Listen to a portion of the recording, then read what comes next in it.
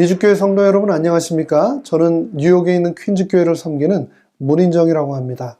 이번 한 주 동안 부족한 제가 2023년 제4기 5과 선교를 거절하는 변명들 교과를 여러분과 함께 연구하고 묵상할 수 있는 특권을 주신 하나님께 감사드립니다.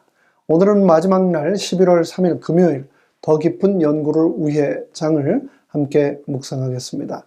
말씀 묵상에 앞서 다 함께 잠시 머리 숙여 기도하겠습니다. 하늘에 계신 아버지 하나님, 한 주간 말씀을 통하여 나의 삶을 인도하여 주시고 또 주장하여 주셔서 감사합니다. 오늘 지난 한 주간 주신 말씀을 다시 한번 가슴에 새기겠습니다. 성령님을 통하여 다시 한번 우리에게 친히 말씀하여 주시옵기를 예수님의 이름으로 기도합니다. 아멘. 지난 한 주 동안 우리는 총 6일에 걸쳐서 요나서의 내용을 가지고 사명을 피하는 우리들의 변명을 살펴보았습니다.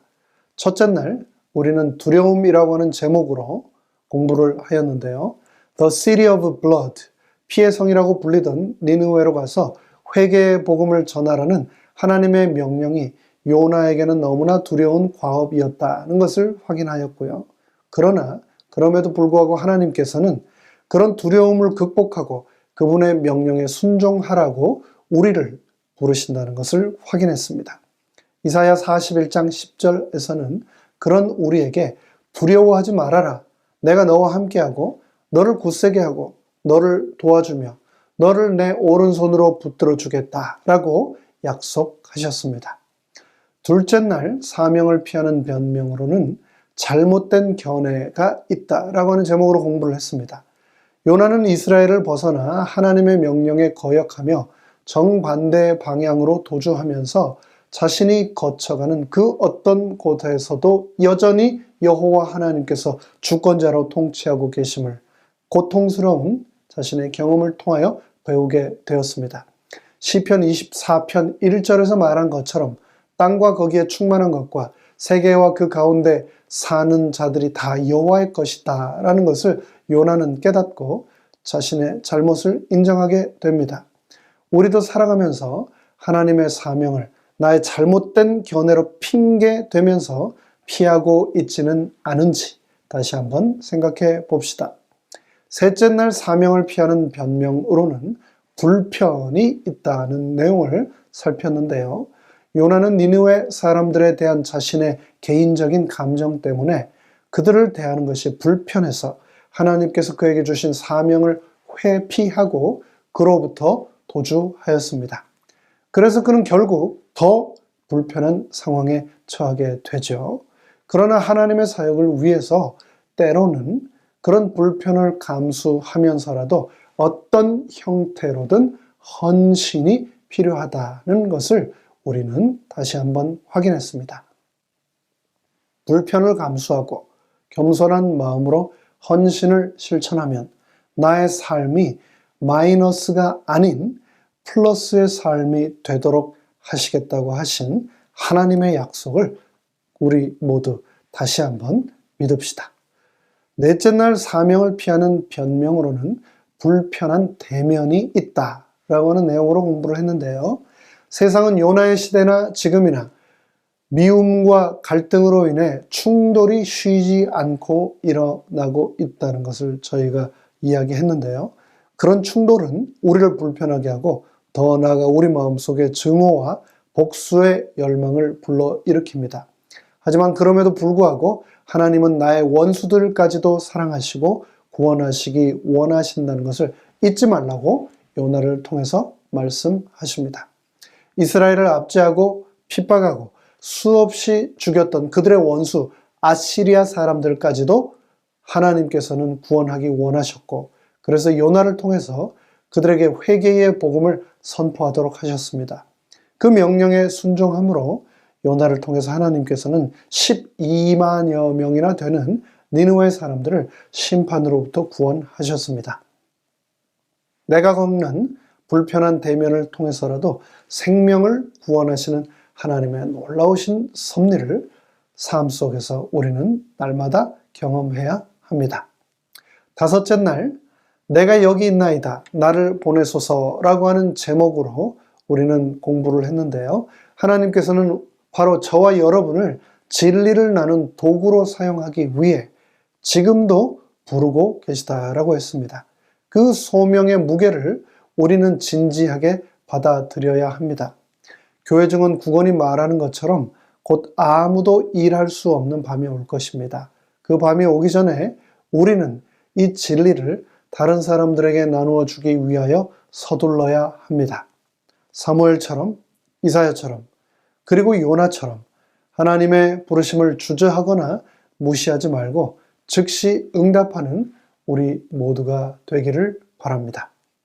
한 주간의 교육관을 마치면서 저자는 미세스 와잇의 1892년도 리뷰 앤 헤럴드지에 실었던 한 글을 우리에게 소개합니다. 엘렌 와잇은 주변 사람들에게 증거하라는 예수님의 부르심을 듣고도 주저하는 사람들에게 강한 어조로 말한다. 변명한다고 해서 책임이 면제되지 않으며 이 일을 하지 않기로 선택한다면 그들은 그리스도께서 위하여 죽으신 영혼들을 소홀히 하고 하나님께서 주신 책임을 회피하는 불충실한 종으로 하늘책에 기록된다. 도움이 필요한 사람들로부터 자신을 멀리한다면 그 사역자는 과연 사람들에게 힘과 복이 되기 위해 봉사하셨던 주님의 모본을 따르고 있는 것인가? 사람들과의 개인적인 교제를 소홀히 하는 자기 중심적인 사람들은 자신의 영적인 상태를 이해하고 하나님의 양떼들에게 때를 따라 양식을 나누어주는 것을 배우기 위해 그들의 형제들과 교통하는 경험이 필요하다. 이 일을 소홀히 하는 사람들은 자신에게 도덕적 개혁이 필요하다는 것과 그 사업의 짐을 함께 지지 않았음을 보게 될 것이다. 또 이어지는 선지자와 왕에 기록된 말씀을 읽겠습니다. 이 말씀은 주께서 선교를 얼마나 중요하게 여기셨는지를 강조하는 강력한 경고이지만 우리에게 희망이 없는 것은 아니다. 요나에게 위탁된 책임은 무거운 것이었으나 그에게 가라고 명하신 하나님께서는 당신의 종을 붙드시고 그에게 성공을 허락하실 수 있으셨다. 만일 선지자가 의심치 않고 순종하였더라면 많은 쓰라린 경험을 겪지 않고 큰 축복을 받았을 것이다. 요나가 절망에 빠진 때에도 여호와께서는 그를 버리지 않으셨다. 연속적인 시련과 기이한 섭리를 통하여 하나님께서는 당신과 당신 자신의 구원하시는 무한한 능력에 대하여 선지자의 확신을 소생시키실 것이었다. 이제 한 주간의 교과 해설을 마치겠습니다. 우리는 요나서에 등장하는 요나를 통하여 선교를 거절했던 그 여러 가지 변명들을 살폈습니다. 그리고 그의 모습을 통해서 오늘을 사랑하는 내가 혹 그 먼 옛날에 요나와 같은 실수를 또 죄를 반복하고 있지는 않은지 하나님의 말씀이라는 거울을 통하여 살폈습니다. 필리핀 속담에 하고 싶은 일에는 방법이 보이고 하기 싫은 일에는 변명이 보인다라고 하는 말이 있습니다. 그렇습니다. 하면 방법이 보이고 하지 않으려고 마음을 먹으면 변명거리밖에 보이지 않는 것이 바로 인간의 마음입니다. 하나님의 부르심에 여러분은 방법이 보이십니까? 아니면 변명거리만 떠오르십니까? 2024년 직원선거가 한참이지요. 많은 성도님들 직분을 받으셨을 겁니다. 근데 그 직분 앞에서 여러분 방법이 보이십니까? 변명거리가 보이십니까?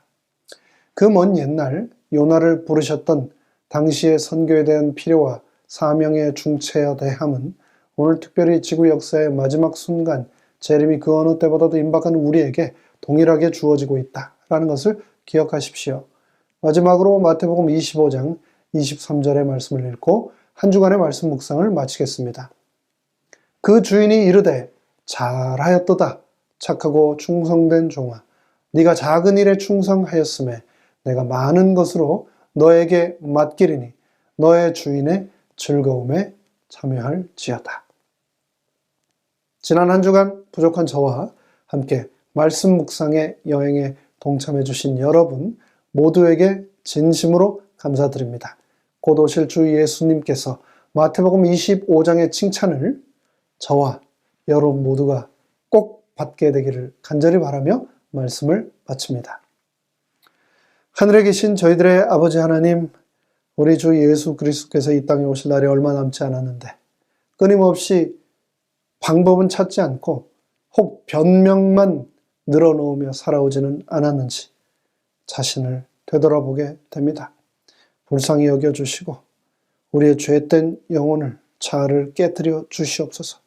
그리고 아버지 하나님께서 부르실 때 주여 내가 여기 있사오니 나를 보내소서라고 대답하는 우리 모두가 되도록 축복하고 인도하시기를 예수님의 이름으로 간절히 축원하옵나이다. 아멘.